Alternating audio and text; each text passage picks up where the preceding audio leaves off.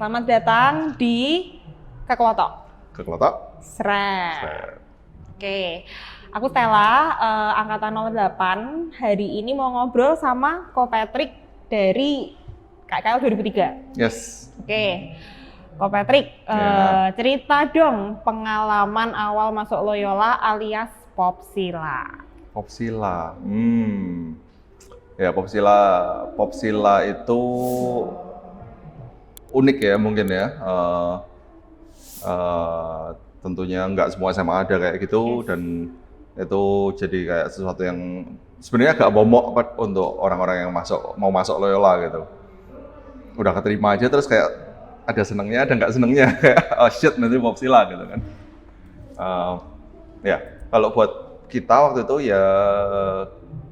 itu kayaknya masih lumayan berat rasanya. Kita masih disuruh nyari sepeda jengki, padahal waktu itu ada teman-teman yang belum bisa naik sepeda, disuruh naik sepeda jengki pada pagi harinya itu ke acara Popsilanya. Masih disuruh bawa jus daun pepaya yang pahit banget itu.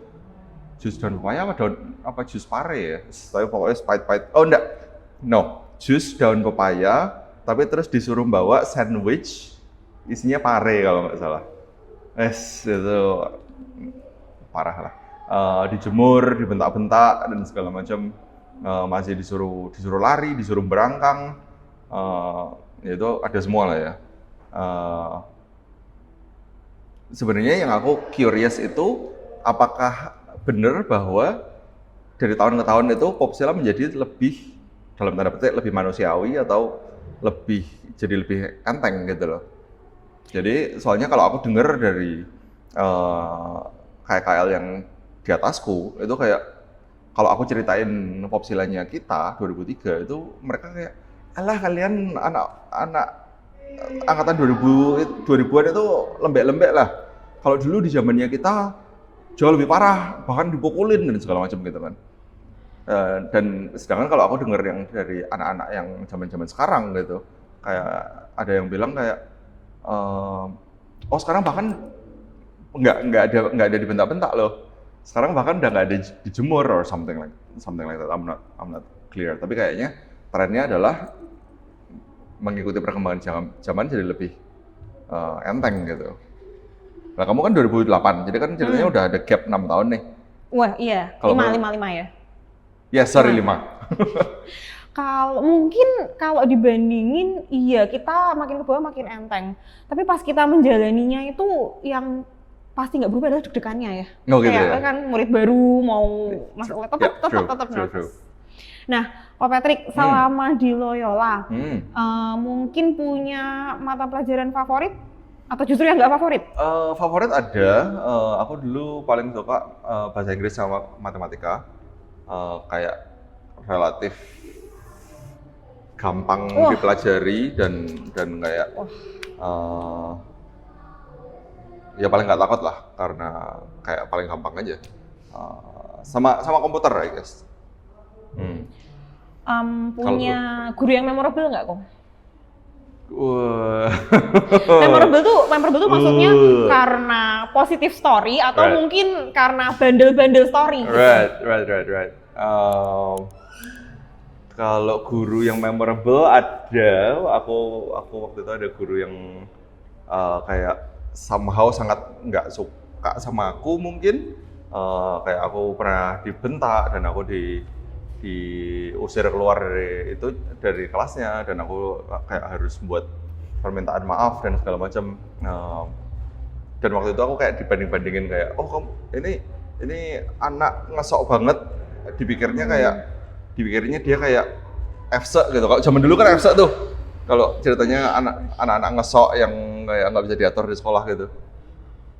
Padahal kayaknya waktu itu sih aku merasa sama sekali enggak. Aku merasa waktu itu aku actually kayak anak nggak menonjol gitu di sekolah, nggak pentolan gitu loh. Bukannya aku kayak memimpin murid-murid yang lain or whatever. Kalau FSA kan ceritanya mereka pentolannya gitu kan. Padahal kayaknya aku juga orangnya diam-diam aja. Tapi anyway, Pak Budi waktu itu. almarhum sekarang, I believe. Almarhum Pak Budi. So, you know, it's a bit awkward kalau ditanyain guru yang paling berkesan in a negative way. But you know, dia actually kan guru matematika. Yes. So it was actually one of my favorite subjects. So it kind of balanced out, I guess. Apalagi ya, Bu Ena. Bu Ena sejarah. Multiple subjects kayaknya. She was, I don't remember what she was teaching, but she was good. She was fair and balanced. Guru kimianya kita dulu siapa ya? I quite like the way she was teaching as well. Tapi kok aku udah lupa namanya ya. Kalau habis dari Loyola nih, Ko Patrick tuh ngapain, belajar apa, atau mungkin di Semarang atau merantau? Setelah dari Loyola? Yes, setelah lulus. Oh, setelah dari Loyola aku ke Melbourne, aku kuliah di RMIT, jurusan Computer Science. Aku belajar di sana, ya kuliah biasa 4 tahunan, dan after that aku kerja di sana sekitar berapa ya? 7 tahun kalau nggak salah aku kerjanya. So in total aku stay di Melbourne itu kayaknya sekitar 12 tahunan. Ko Patrick kan dari Loyola terus kuliah ke luar negeri. Yes. Ada tips nggak kok buat mungkin teman-teman yang pengen merantau juga gitu habis SMA, pengen kuliah keluar juga? Tentunya ke Alphalink. Wah, aduh, ya. Hostnya kena. No. Okay. Well, first of all, yeah, I guess make sure that your language skills are good.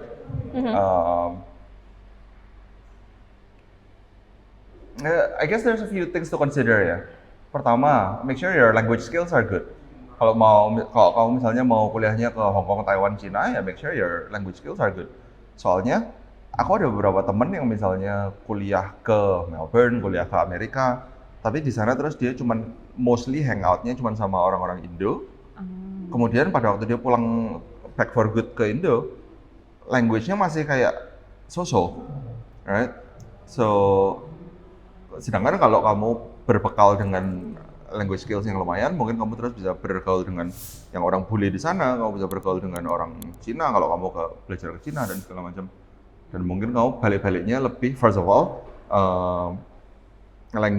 language-nya lebih terdevelop karena kamu banyak berhubungan dengan native speaker di sana. Dan kedua, networking-mu juga lebih solid karena kamu bukan cuma ngobrol dengan teman-teman Indo doang. Itu, tapi on the other hand sih, another thing to consider is karena kamu bakal kuliah di Melbourne or di Amerika atau di Cina, kamu nggak akan dapat pengalaman kuliah di Indo actually, and that is something yang aku merasa agak kehilangan. Jadi banyak teman-temanku yang kuliah di Indo nggak usah jauh-jauh kemana, tapi malah networkingnya di Indo lebih solid, right? Karena kuliah itu kan banyak teman dan segala macam. Jadi I guess kalau kamu memang mau merantau ke luar negeri untuk belajar, kuliah dan segala macam, dan kamu suatu ketika mungkin akan balik for good ke Indo, I guess my tip is make sure kamu build a network of friends dan segala macam. Mungkin pada waktu SMA, pada waktu kamu di Loyolanya sendiri. Soalnya you're not gonna have that chance pada waktu kuliah, dan pada waktu kamu kembali for good ke sini, kalau kamu nggak punya a good network of friends pada waktu SMA, pada waktu kamu for good ya kamu akan agak susah nyari komunitas. Ko Patrick sekarang kalau boleh tahu kerja atau usaha di bidang apa? Kita di bidang F&B sama property. F&B boleh sebut merek dong? Boleh nggak ya? Kalau boleh, ya kalau boleh, F&B kita ada beberapa brand di Semarang. Kita ada Noodle Bar, kita ada Toasty, kita ada Levan, sama kita ada 42 di Kota Lama. 42 pie-nya juara guys. Oh, kamu pernah tuh? Oh, pernah sering. Oh, oke. Kalau yang properti itu kita kita property development sama property management. Jadi properti yang sudah kita develop ya tentu harus kita manage gitu kan. Untuk rental maupun untuk rental sama maintenance really. Nah, Ko Patrick kan udah merantau, udah kerja di bidang yang lumayan macam-macam ya. Menurut Ko Patrick, nilai-nilai yang waktu itu didapatkan selama belajar di Loyola yang kayak masih applicable gitu di dunia kerja, di kehidupan dewasa sekarang, apa Ko?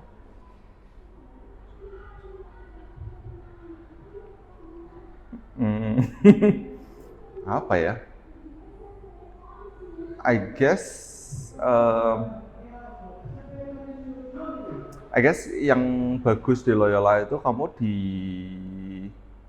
didorong untuk berpartisipasi. Berpartisipasi ke organisasi hobi lah, atau berpartisipasi ke DKKL, atau kalaupun kamu bukan DKKL, kan DKKL itu banyak acara gitu. Jadi ada yang mereka nyari panitia, mereka nyari wakil panitia segala macam. Jadi banyak di-push untuk berpartisipasi. So I think maybe itu yang aku petik mungkin. Jadi pada waktu aku di Melbourne pun juga aku sedikit berpartisipasi ke misalnya kegiatan gereja atau ke kegiatan di kampus dan segala macam gitu. Nah, Ko Patrick tadi ada usaha F&B, ada manage property, pasti kan sedikit banyak Ko Patrick harus berperan sebagai leader di pekerjaan, right? Nilai-nilai yang dulu diajarkan di Loyola ada yang mendukung leadership skill nggak untuk Ko Patrick? Aku nggak tahu ini mendukung leadership skill atau enggak ya.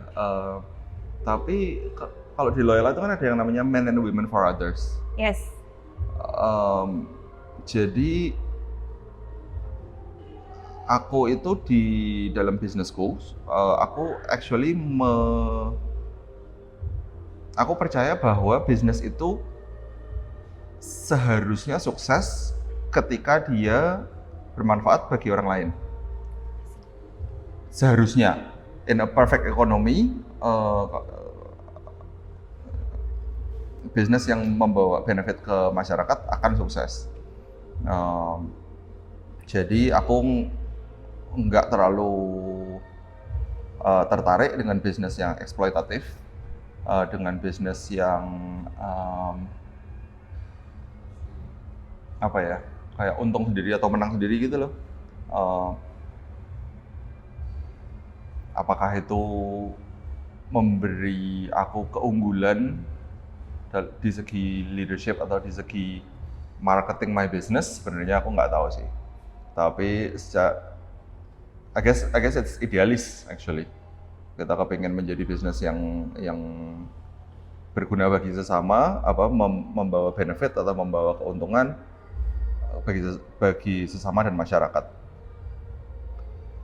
Kelebihannya moga-moga kita profit, gitu kan.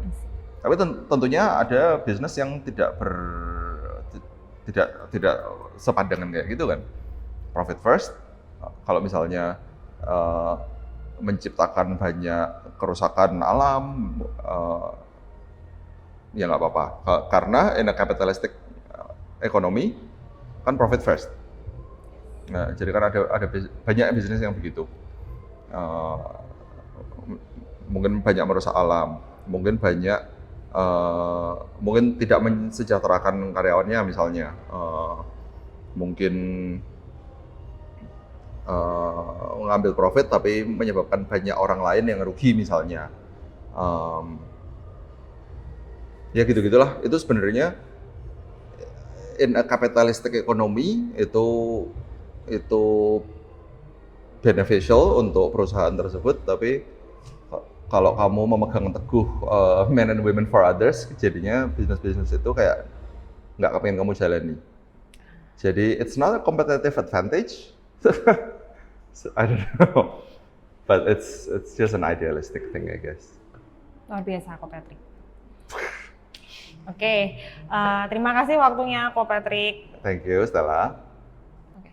Nah, buat teman-teman yang pengen ikutan ngobrol di podcast kayak Ko Patrick tadi, atau mau merekomendasikan teman lain yang kira-kira mau dimasukin ke podcast, boleh di-mention atau ditulis disebutin di bawah. Aku boleh nge-recommend nggak? Boleh. Kayaknya interesting nih. Soalnya ada beberapa orang yang aku kayaknya kepingin di interview. Member loh. Ya. Kayaknya dia banyak wisdom yang bisa dibagikan gitu kan, banyak pengalaman yang bisa dibagikan. Boleh banget. Saya kepingin nge-recommend William dari 03. Oke. Jadi catat baik-baik, William 03. Next coba tolong dipanggil, di-invite untuk podcast di sini. Panggilan untuk Ko William angkatan 03. Sekian dari kita hari ini. Ke Klotok, seret.